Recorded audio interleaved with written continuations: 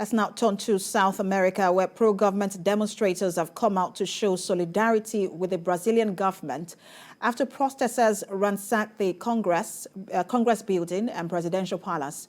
Security forces have detained 1,500 people, and authorities have begun to dismantle protest camps outside the army's headquarters in the capital and at other sites.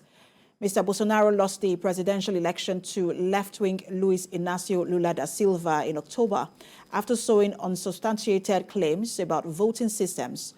Many of his supporters have refused to accept the results, and some have been camping outside army buildings around the country, calling for a military intervention.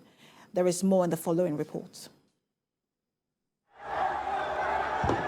Africa is not alone in the struggle for peaceful leadership transitions. In South America, Brazil has been boiling over its recently concluded presidential election. Sunday, the supporters of Brazil's far-right ex-president, Jair Bolsonaro, broke through police barricades and stormed key government buildings, including the presidential palace.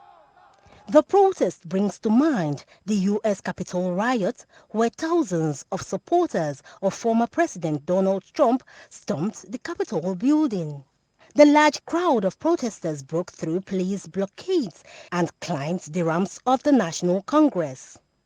But police regained control of the buildings besieged by the protesters in Brasilia after hours of clashes. The supporters of former President Jair Bolsonaro also attacked a journalist who was accompanying the dismantling of a camp set up by the protesters. Arriving in the city, President Lula da Silva toured the Supreme Court building to see the damage done to public property for himself. He described the riots as barbaric and said arrested protesters will be punished. The French President, Emmanuel Macron, is among leaders saying to Brazil's President Lula da Silva that he is not alone at this time. Brasilia's civil police says at least 300 people have been arrested in connection with the protests.